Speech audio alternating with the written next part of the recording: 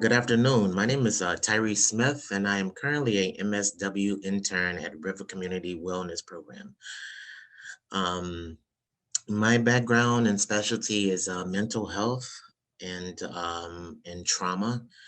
So today I am going to talk to you guys about COVID-19 and how it impacts our mental health. Today's agenda is going to be to provide information about the River Wellness Program, reactions we may have to the pandemic. Then we'll talk about the Yerkes-Dodson law as it pertains to stress.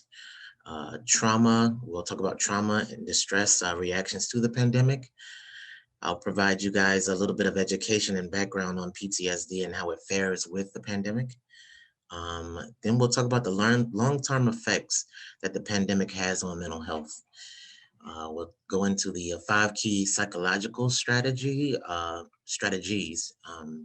the importance of resiliency, the benefits of self-care, and caring for our children during COVID-19. Here at the River Community Wellness Program, it's a PHP, so basically it's a partial hospitalization program serving active duty personnel and first responders, um, police officers, EMT, things of that nature. And also we work with individuals that serve in a lot of high risk occupations, and it's not limited to those high risk occupations. I mean, we've worked with teachers as well. The program serves those who have been exposed to any type of intense traumatic events, and those symptoms may range from mild, moderate, or severe. We utilize a evidence-based protocol called cognitive processing therapy, which is CPT, and that has been approved by the Department of Defense. Our services include individual therapy as well as group therapy, and we utilize CPT protocols in both. The treatment team is comprised of specialized trauma therapists that have been certified in CPT protocols. We'll talk about the stress and anxiety that and the stress reaction. The COVID-19 has caused a extreme stress for a lot of us, which is really thrown us off balance a lot. And it basically overwhelms us to the point where we're not able to cope. And I'm here to tell you that, having any type of anxiety is very normal. And that is how we become very motivated. That is that good stress. We'll talk about that when we get to the Yerkes and Dodson law, good stress versus bad stress.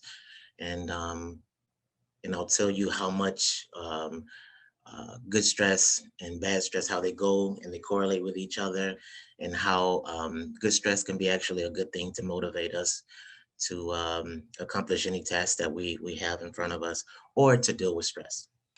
All right, so the Yerkes and Dodson law is a model relationship. Basically, it's a psychological concept that Robert Yerkes and Dillingham Dodson came up with in 1908. It's basically a U model of arousal. It almost looks like an S curve. Um, it's um, it's basically one of the theories that states basically if your optimal level of performance will be attained if, depending upon your resiliency level, um, the good stress versus bad stress.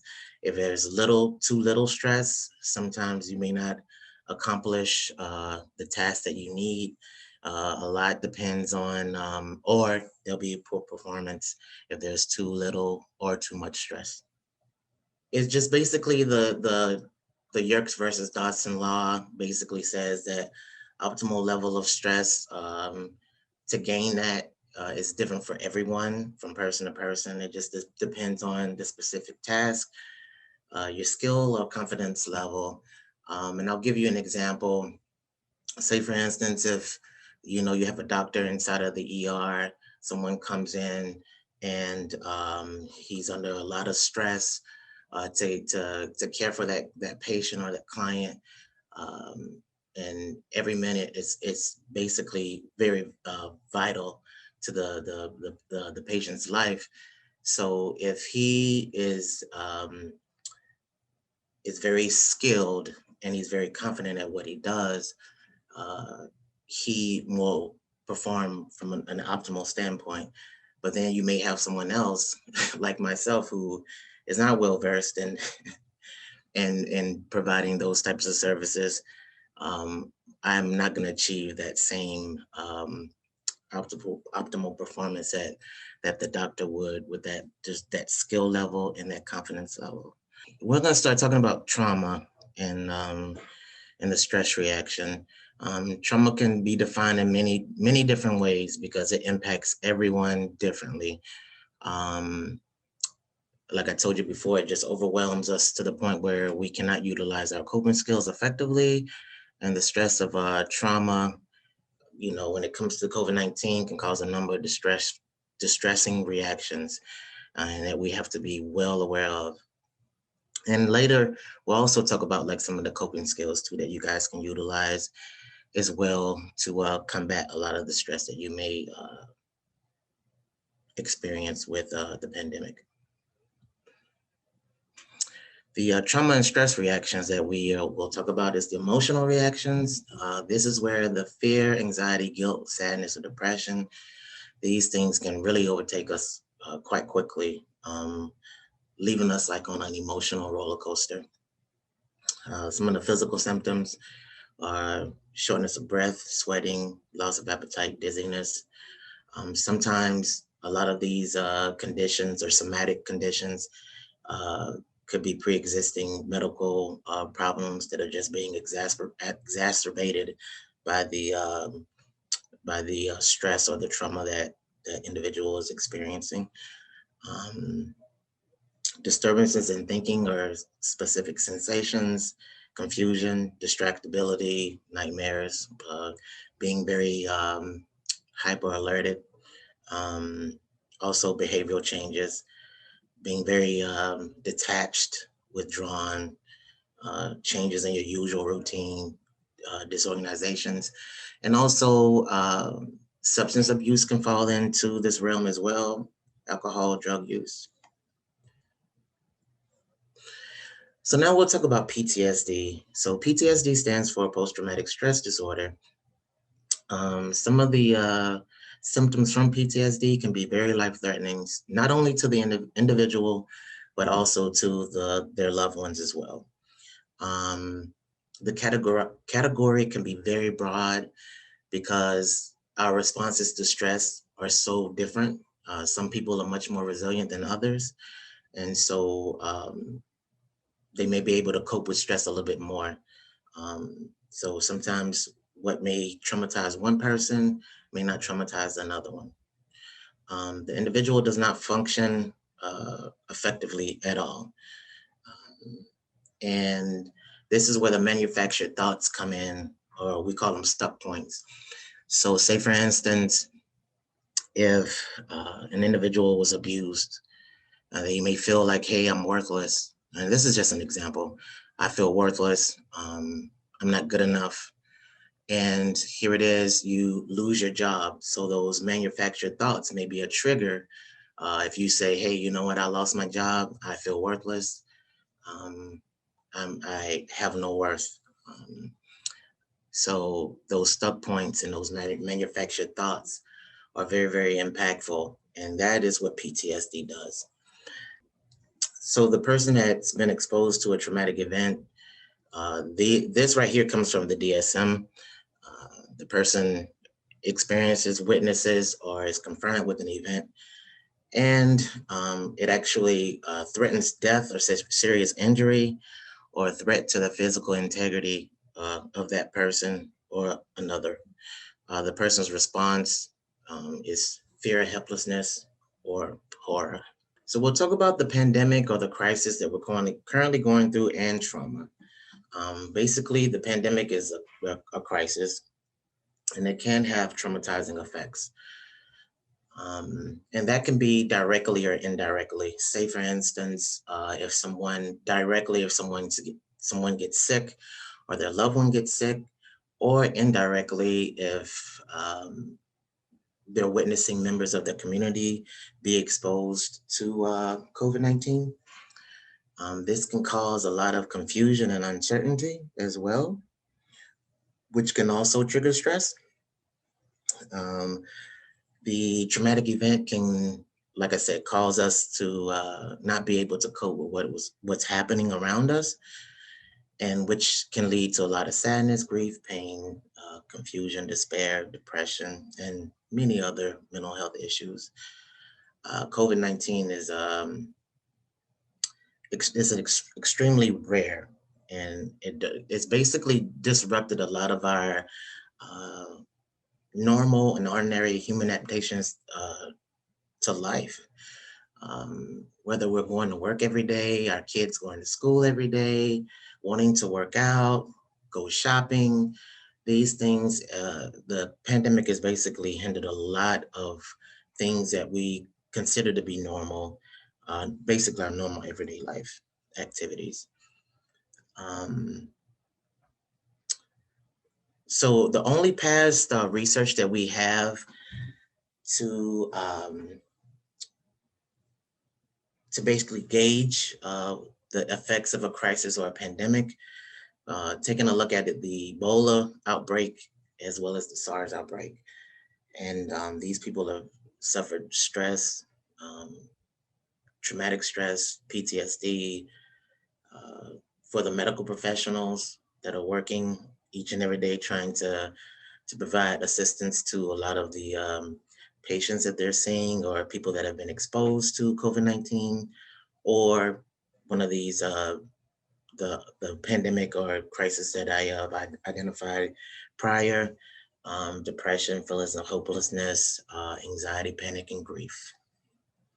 Some of the long-term um, effects, I mean, there are different uh, effects and impacts from a mental health standpoint, a mental health aspect, not only PTSD, but there are other mental health disorders that the crisis and pandemic can have long lasting effects upon because of the individual's reaction to the stress that the pandemic or the crisis is causing. Some other long-term mental health problems, major depression, um, low mood, lack of motivation. There's, like I said, a lot of change in our normal day-to-day life activities that we would conduct. So sometimes, well, not sometimes, but it just depends upon the response that that individual has to a lot of the changes that are being made. It could cause depression, PTSD. We've already talked about that. And also substance use disorder. All of those, what I've identified are basically what we call in the therapy world is coping. They're basically coping behaviors. I know substance use is a little bit extreme, and having some uh, experience with working with substance use individuals. Uh, a lot of times, isolation is just not good for them. So that could like put them back into like a reoccurrence or what we call a relapse as well. So the five key psychological strategies, these are things that are going to be helpful uh, to us while we're dealing with the stress from the pandemic or the crisis of COVID-19. Um, is to promote a sense of safety, calm thinking, empowering individuals is always a great thing. Staying connected because we're social beings, and promoting hope that we will all get through this. Resiliency is also very, very important. Um, while we're concerned about psychological risks that the COVID-19 possesses for us, we should also recognize our ability to be resilient, and to basically be stable while adversity is occurring around us.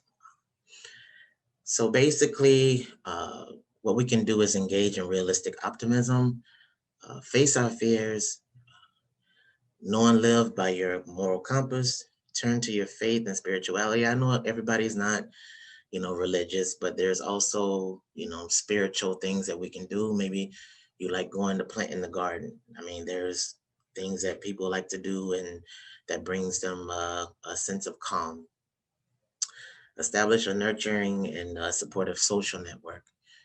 It's always really good to have support, and we all have the ability to, we all have some support. We all have the ability to have some type of social network and supportive network around us. Resiliency role models that we have uh, as well, and that can be parents, friends that you look up to. Make sure you're constantly attending to your physical well-being, um, developing brain fitness. Some people like to read, and finding the meaning and the purpose in things that you do. That is very, very important, especially to help you get through any type of traumatic event, like if COVID-19 is that for you. So these are some of the things that could help you be very, very resilient. So for self-care is so important, and it's basically you taking an active role in protecting your own well-being and your happiness, especially during any time of stress. Some of the very important things that you could do is to meet your basic needs. And with doing that, that is like getting enough sleep, exercising, proper nutrition. Um, that is so key to our central nervous system so that we're able to cope better with the things that are happening around us. Take a break if you need it. Stay connected with loved ones. Connection is so important and so key. um, Stay updated with information about the COVID-19 pandemic, but don't get so caught up in the news media, because sometimes we can experience vicarious trauma by doing that. Um, Create a coping toolkit. So what I mean by that is the pandemic and the crisis has caused a lot of us to to be creative, because this is something that we're not used to.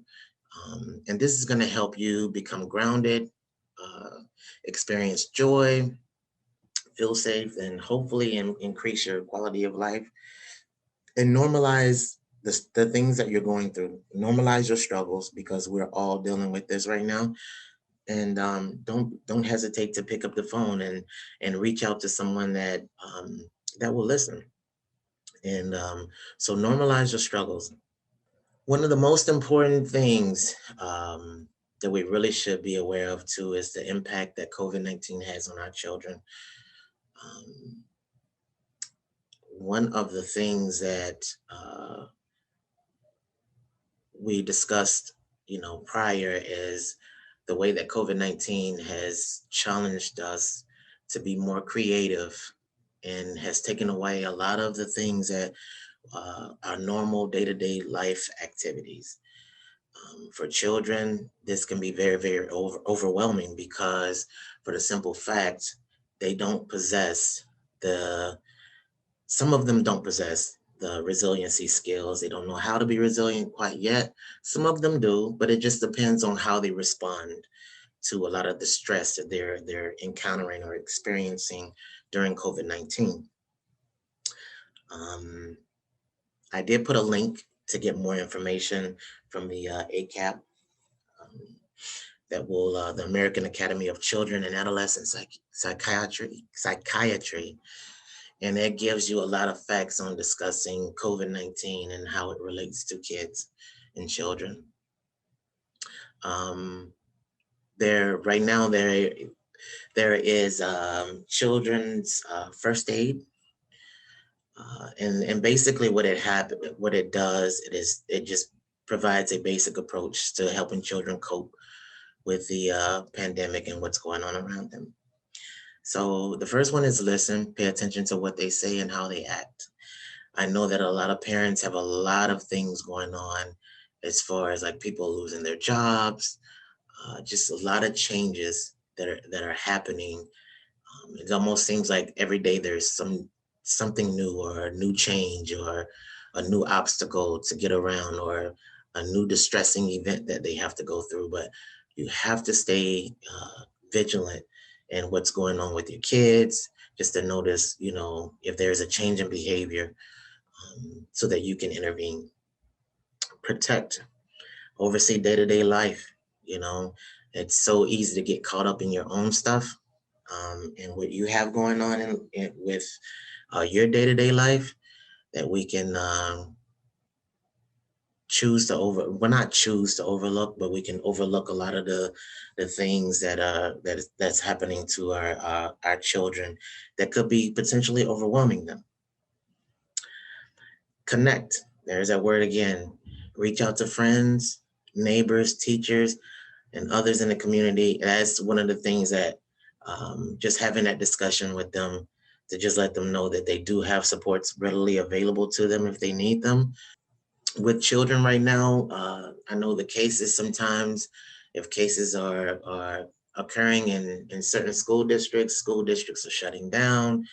There are kids that are special needs, um, and sometimes it's really impacting them as well. So everybody is being impacted by this, and sometimes we have to be very aware of how our children and how other very vulnerable populations are being impacted by COVID-19.